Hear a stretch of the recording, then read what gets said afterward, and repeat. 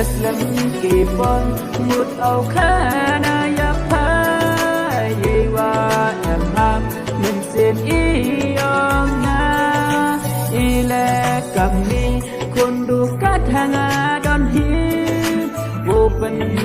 la ya nga kami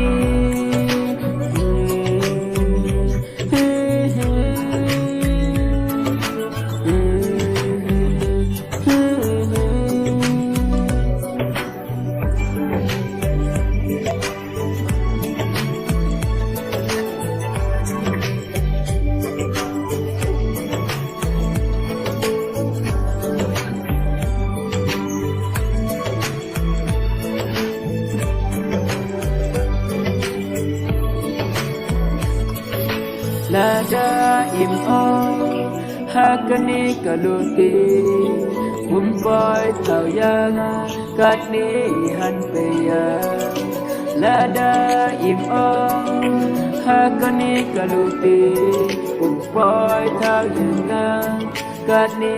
han peya Sep ai wayu luti kik mat yonga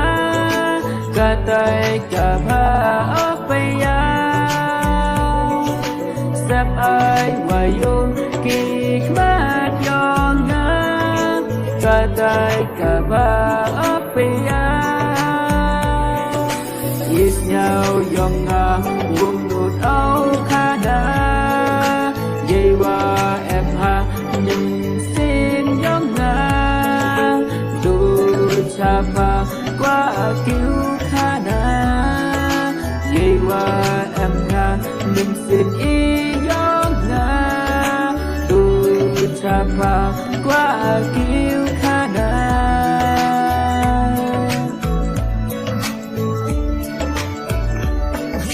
Bun xin cho ki mắt nhong nga Đây đau vùng do lạt âu khana yapha Bun xin cho ki mắt nhong nga Đây đau vùng do lạt âu khana yapha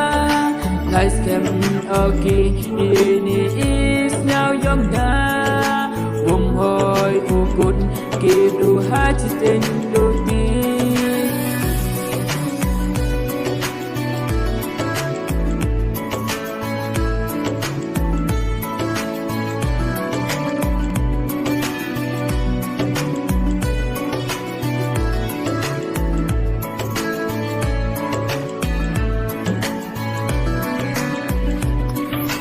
Is nhau yong nga buông nốt áo khana Imin xin yong nga đôi cánh chapa Is nhau yong nga buông nốt áo khana Imin xin yong nga đôi cánh chapa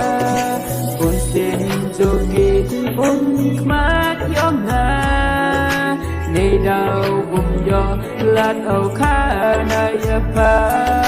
Này skep oki ini is nhau yong na Vùng hoi ukut du hachitin duti Kamva datrang ona du medicine Yo em lang ihadu